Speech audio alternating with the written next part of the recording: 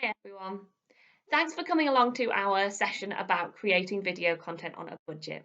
My name is Emily Nelson and I'm the Learning and Access Officer for the Leeds Discovery Centre.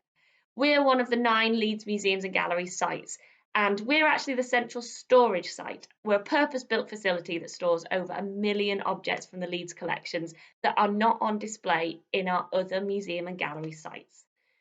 So in my day-to-day role as Learning and Access Officer, I'm responsible for formal and informal learning, and I also run our primary school membership scheme. And through that scheme, local primary schools are able to borrow boxes of accessioned real museum artefacts from the collections, which they can use to enhance their teaching in the classroom. Now, I'm here to talk about how to make video content with the most basic digital and video skills and equipment. And that's because over lockdown, I made over 77 museum from home videos. Each of those videos was between 2 minutes and 2 minutes 19 seconds long. That's because 2 minutes 19 seconds is the maximum you're allowed to make a video in order to upload it to Twitter. And our museum from home videos were shared on Facebook, on Twitter, and they were uploaded to our Leeds Museum's YouTube channel where you can still find them today. Now, each of those videos used an object from the collections, and I was incredibly lucky over lockdown to have access to objects from the collections, even though the museums were closed, in the form of our primary school membership loans boxes like this one. But despite having access to objects, I didn't have really any video editing skills, and I didn't have any proper equipment. So this was the first thing that I had to overcome. Now, there were discussions within my team around whether you're better filming on a phone or whether you're better filming on a computer or an iPad or something along those lines. I decided that I didn't want to film on a phone because I found it quite difficult to prop the phone up at exactly the right angle. But I think that if you have certain types of phone, it might make it easier when it comes to editing if you're going to need to do some editing. Now, I decided to use the webcam on my laptop. This seemed like the simplest solution. The webcam films in landscape, which is really important for Twitter and for Facebook. And so it's also a high definition webcam. The picture quality seems perfectly good, and I'm quite happy with the microphone on my laptop as well. And so I set up all of my filming in my museum from home studio, using just my laptop. So it was here in my museum from home studio that I made every single museum from home video. I had to think very carefully about where I wanted to film the videos because I wanted to find somewhere that was neutral. I needed a big expanse of blank space for my background, and I didn't want it to be clear whether I was filming in an office, in my home, or in the museum. And so all I've done to this point is literally opened the camera program on my laptop, which is propped up by a certain number of books to be at the right height. Now, the problem with recording on my laptop is that I have no editing software on it.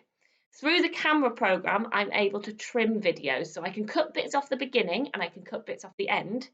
But other than that, I have no software that will let me edit, cut, stick different bits of videos together, or add things like images in the background. And so what that means is that I have to record everything in one take. Now, that brings with it its own complexities, but having said that, the difficulty around recording things in one take is nothing to do with your digital ability. It's more to do with carefully planning what you want to say, knowing what you want to say in advance, writing it down, having notes to hand, and knowing how long you want to be speaking for and how long it will take to say the things that you've written. So all of those are the same sort of skills that we use day to day when we do talks that are timed, when we do tours that are timed. It's just bringing it into a different environment, I suppose.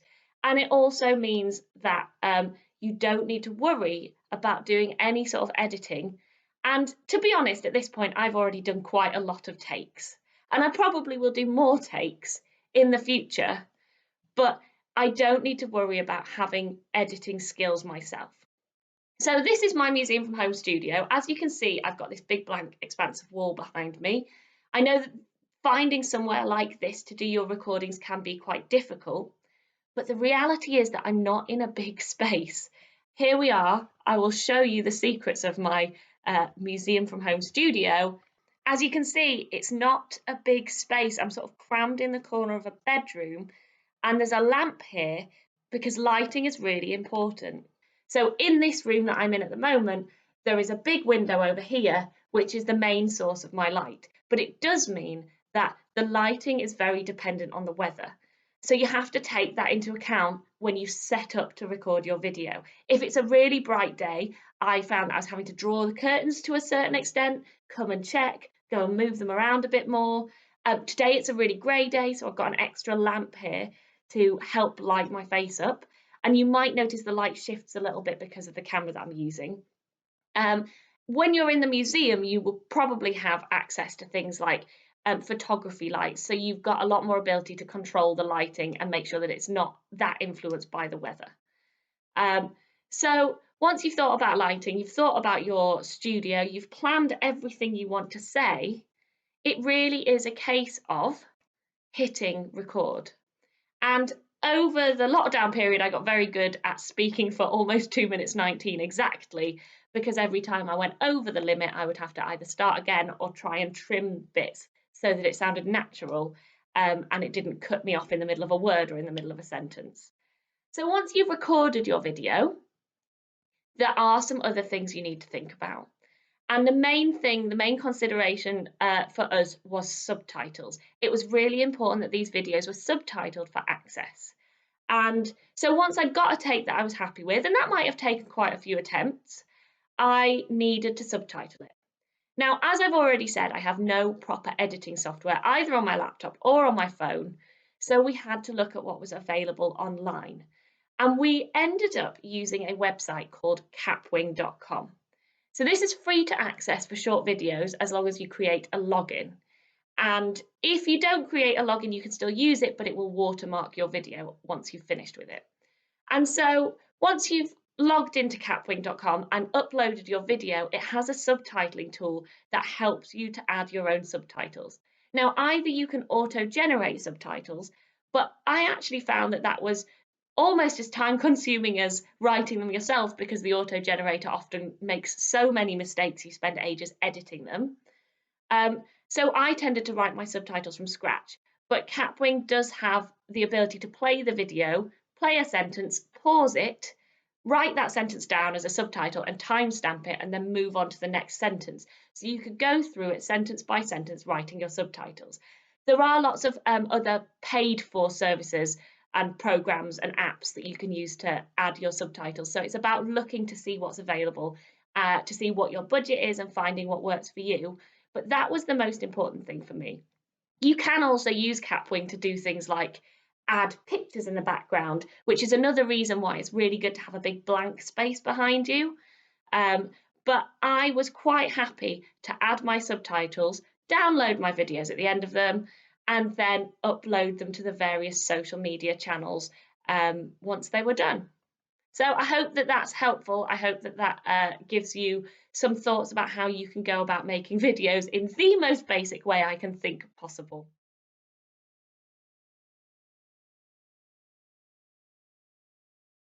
My name is Hannah Sweetapple and I am the Learning and Engagement Officer at the Egypt Centre in Swansea University. The Egypt Centre has been open since 1998 and is Wales's only museum of Egyptian antiquities. We have a collection of around 6,000 objects. The Come and Creates were our first of our normal in-house provision to be moved online. Come and Create was our monthly family drop-in craft activity. We'd have a different craft activity every month. They would cost £1 just to cover the cost of materials. And they would be facilitated by one of the workshop staff or sometimes our young volunteers if they were on the weekends. Moving on them online, the part of the reason behind this was because we'd just been put into lockdown and a lot of families were looking for things to do, and we wanted to create something that they could just do at home. They didn't need any special equipment to do, and they just could spend, half an hour or however long they wanted being crafty and just taking some time out from the day. they included a craft template which I'd made on Adobe InDesign, which had written instructions in both English and Welsh. Then they were paired with a video which I made in my flat, in my living room, just on my desk. The idea behind this was the videos would be short enough that they can go on social media. I didn't particularly want my face on the camera, so it was inspired really by cooking videos I had seen on social media, where you can just see a person's hands and the pot of food they're creating. And I also didn't want to say anything out loud, because once I did that, I would either have to have subtitles in English and Welsh or have to do 2 videos. And they did take time and they did take work, and it just didn't seem worth it to do that. So I think they were successful. They were included in a roundup by Kids in Museums of the best things to do in Wales over lockdown, which was a lovely surprise, because I was making them without any sort of professional training. They were all made on my laptop using Imovie, which is the software that just came for free on my laptop. We were also contacted by other museums wanting to share them on their page, which was really lovely to see other museum professionals noticing the work and also wanting to support us. We also had feedback from families who had enjoyed doing them. One thing I noticed was that we'd had a much more global audience than we would normally. I had a really lovely email from a teacher in California who had been using them with her class when they were told to shelter in place. She'd also done some of our other learning from home activities as well. So not having access to the museum and being in lockdown also gave me a chance as a museum professional to learn how to use different media within museum learning, like these videos. I didn't have access to a big craft cupboard of resources that I would in the museum, so I was really sad that everything that we had on the Come and Create had to be, found, really accessibly in home. So stuff like, paper, colouring pencils, sellotape.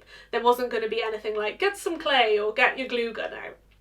Not having access to the museum put me very much in the same position as a lot of families, because I was just using what I had in my flat, and I really didn't want to spend any money on it myself. And so it really, was a great leveler in that way. So after the success and the positive reception we had from these Come and Create videos, we then decided to incorporate these in our digital schools programme, which was brand new for September.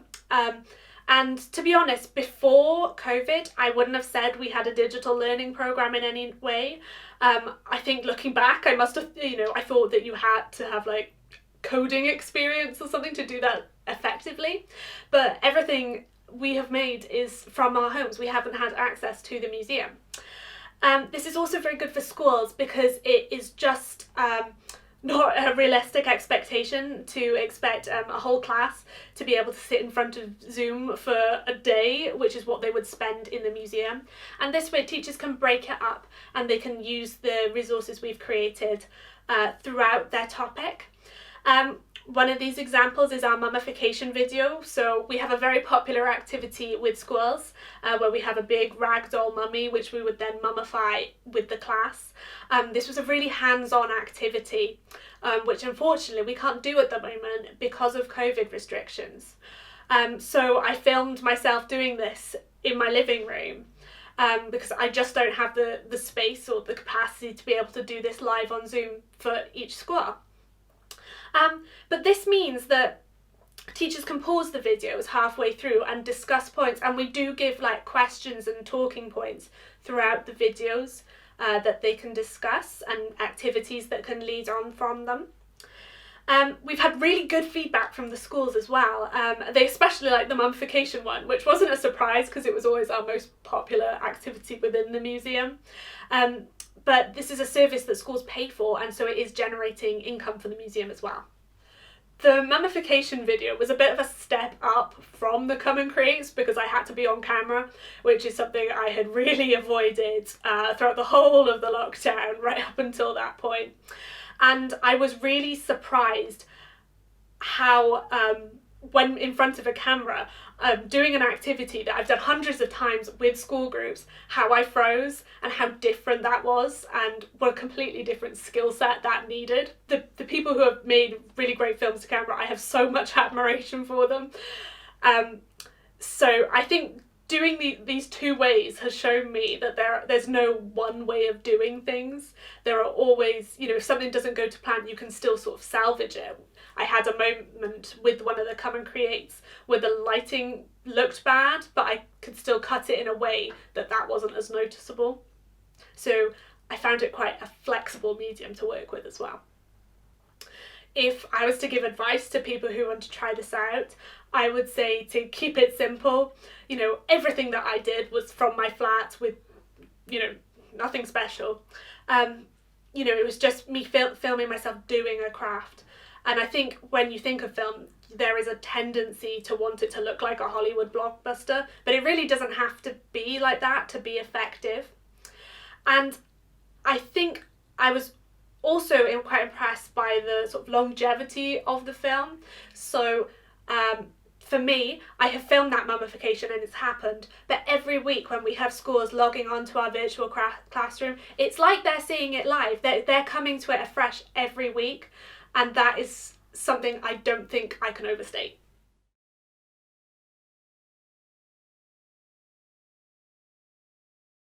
Hi, my name's Kate Noble and I'm work on the Schools and Teachers programme at the Fitzwilliam Museum, and I'm going to share some of the work we did creating videos during lockdown as part of our Look, Think, Do project.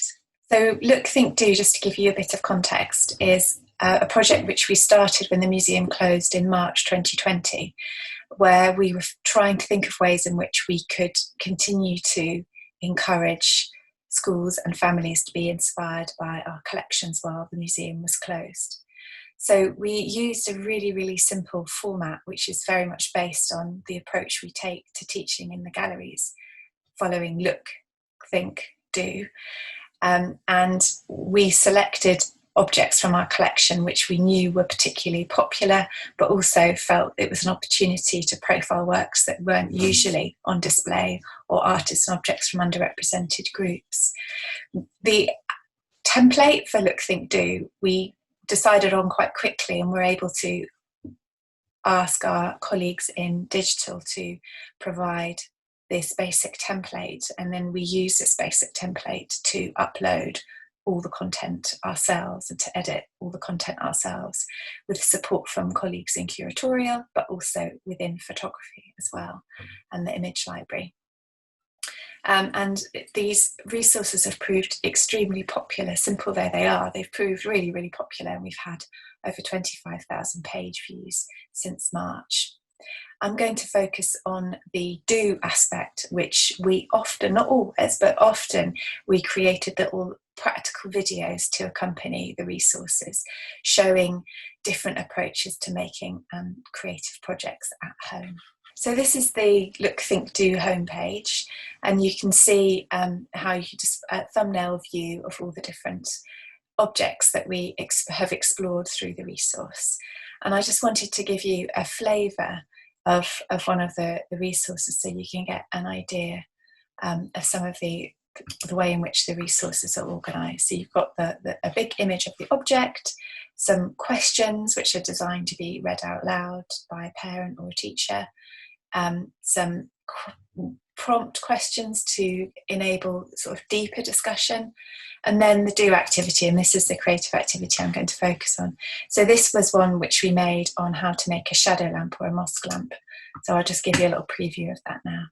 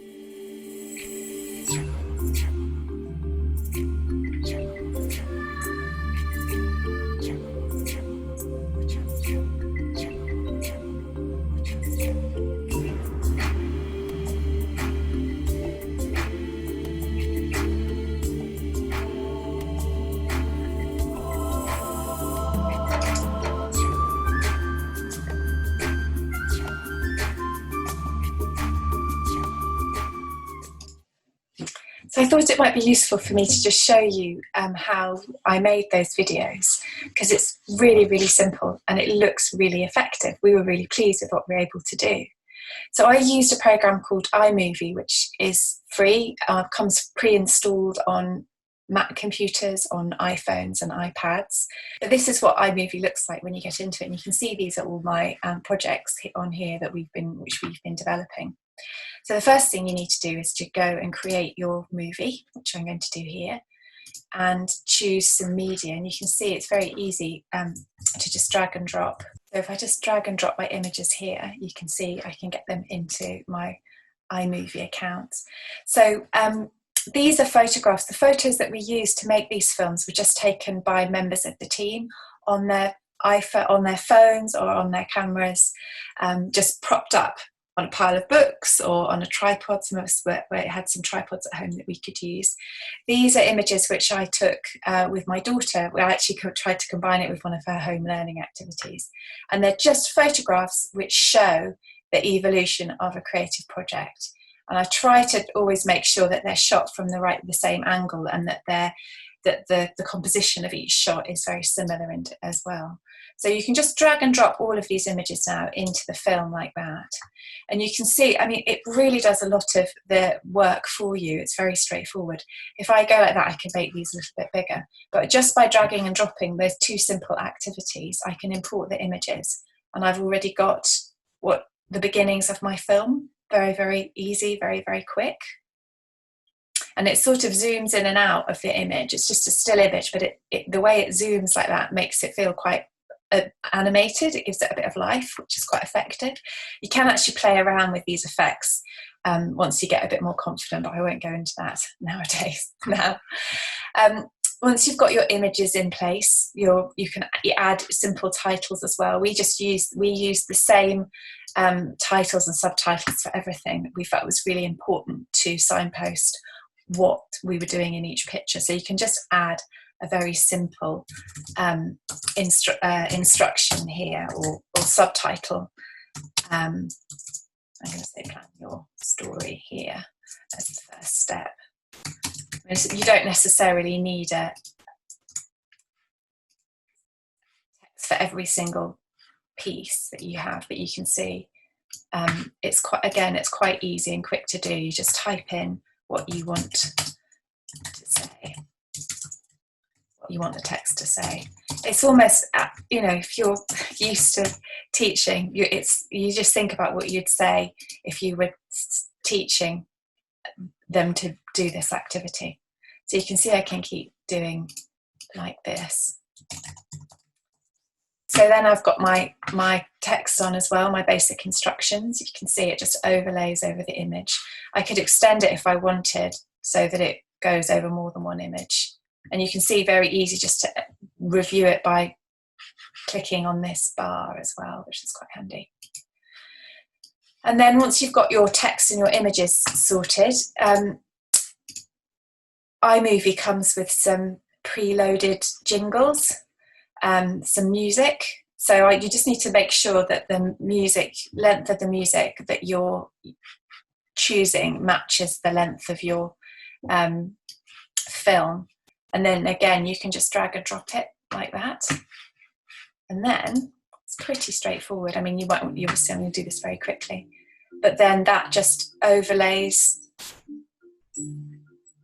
the sound onto the film. And that's basically how we did it.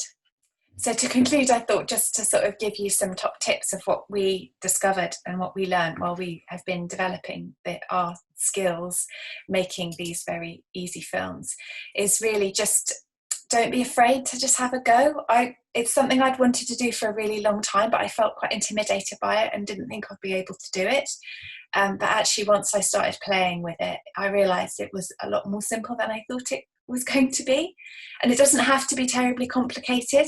I think keeping your films simple and keeping them short is really helpful for you, but it's also exactly what our schools and teachers, what people are telling us they want with the films. They want them to be no more than 3 or 4 minutes long. 2 minutes is probably ideal. Most of our do films are 1 to 2 minutes long, so that they can be played and replayed as a way of helping to support somebody to make and do something. So just be really, again, part of being simple is just being really consistent and clear with the format that you're using. So use the same font and the same text, you know, as if you were formatting a document, basically. Make use of subtitles. So this is really important for accessibility.